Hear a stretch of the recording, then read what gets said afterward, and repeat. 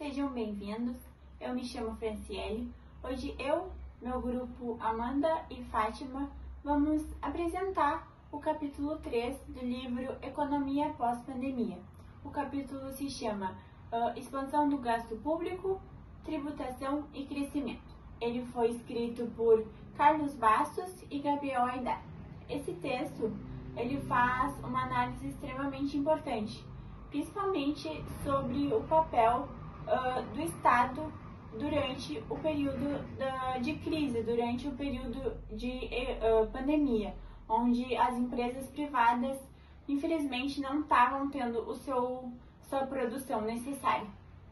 Durante aquele período, o governo brasileiro, assim como o governo de diversos outros países, tiveram que ampliar extremamente o seu gasto público para combater a crise existente naquele momento. Foi aí que o povo brasileiro, os cidadãos brasileiros, começaram a apresentar a frase de que o Brasil está quebrado ou o dinheiro do Brasil acabou. E os autores, eles debatem, eles trazem fatos de que essas frases ditas, elas eram inteiramente ideológicas, que não havia verdades técnicas naquilo que estava sendo dito naquele momento. E foi então que foi visto de que o Brasil ele teve a capacidade de gastar quando foi necessário. E esse gasto ele foi extremamente importante para sustentar a economia, principalmente naquela época que estava tendo uma crise extremamente prejudicial ao Brasil e a todos os outros países, claro. E foi então que muitos economistas, muitos ricos também, começaram a defender o aumento do tributo como uma forma de compensar o aumento do déficit público.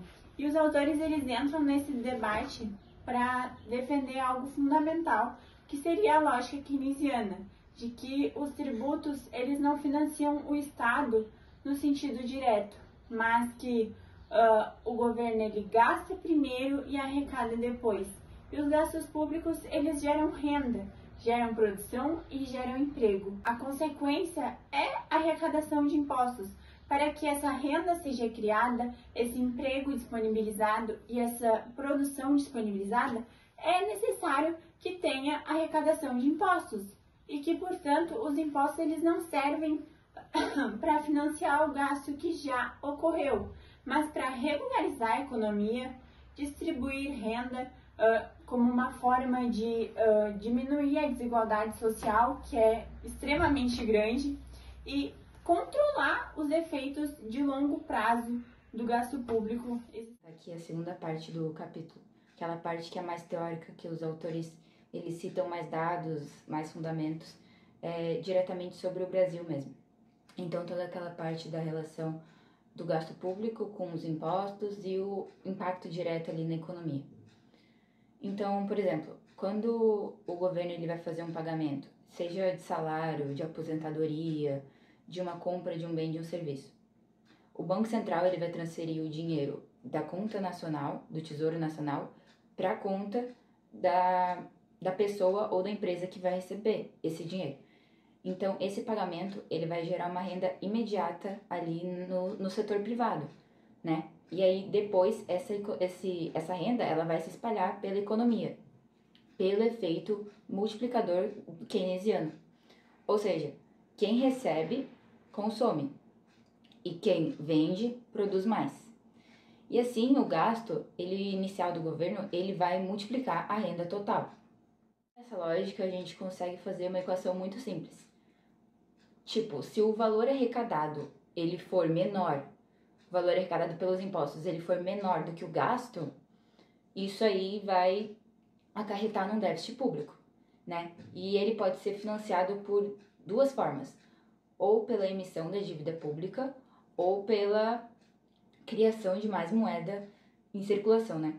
No Brasil, o Banco Central ele não pode financiar o Tesouro Nacional de forma direta, mas ele faz isso de modo indireto.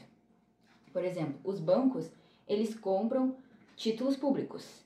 E aí, se o mercado ele não está favorável, ele não está com pouca liquidez, o Banco Central ele vai recomprar esses títulos para equilibrar a taxa de juros. Com isso, sem parecer, o Banco Central ele vai agir de forma indireta na economia do governo. A gente pode utilizar uma lógica muito simples para relacionar os impostos.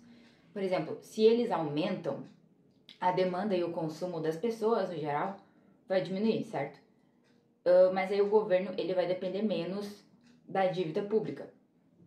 Mas, por outro lado, se os impostos diminuírem, o crescimento econômico no geral vai aumentar. Mas aí o governo ele vai depender mais da dívida pública para conseguir suprir esses recursos. Além disso, ele também cita a questão da taxa de juros, que é uma decisão, ela é definida por uma decisão política do governo, né? Não é algo que é imposto pelos credores, né? Ou financiadores que dão de títulos e créditos. Então, para ilustrar essas ideias, os autores eles citaram alguns dados, alguns números ali para fazer sentido, né, com tudo que eles estão querendo impor ali. Então, eles deram o exemplo de uma sociedade ali com propensão econômica de consumir 60% da renda e a carga tributária de 15% do PIB, né? Então, se o governo ele aumenta o gasto público de R$300 para R$500, o PIB ele vai crescer cerca de R$408. Por outro lado, se nessa mesma situação a carga tributária ela dobrar, ou seja, de 15% passar para 30%, o PIB ele só vai crescer R$165. Isso aí é menos do dobro inicial, né? Então, isso só fica claro que aumentar o imposto não vai resolver, ele só gera menor crescimento econômico, menos demanda, menos consumo, ainda que o volume de gastos do governo seja constante. Então, essa não é a solução para momentos de crise, que nem foi da pandemia, né? Na parte final, os autores eles explicam como o governo pode ampliar o impacto das políticas fiscais sem piorar a desigualdade. Então, eles lembram que a dívida pública, embora não traga um risco de calote, acaba concentrando renda, já que os juros pagos beneficiam quem tem títulos, geralmente os mais ricos. Por isso, manter os juros baixos é essencial para reduzir esse custo. Se a economia cresce mais rápido que os juros reais, a dívida em relação ao PIB cai naturalmente, sem precisar cortar gastos. A tributária mais justa, que taxe melhor a renda e o patrimônio dos mais ricos, também ajuda na distribuição sem prejudicar o consumo das classes mais baixas.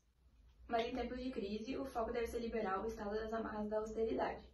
Quando o setor privado para de gastar, é o Estado que precisa agir, aumentando investimentos para reaquecer a economia e proteger os empregos. No fim, o desafio não é quem vai pagar a conta, mas como gastar bem, com justiça social e foco no crescimento sustentável, principalmente. Bastos e Herdar defendem que o Estado não deve temer o gasto público, desde que ele seja planejado, progressivo e com juros baixos. Em momentos de crise, é a ação pública e não o corte de despesas que garante crescimento, emprego e menos desigualdade. Ou seja, o problema não é a falta de dinheiro, e sim a falta de vontade política de usá-lo bem.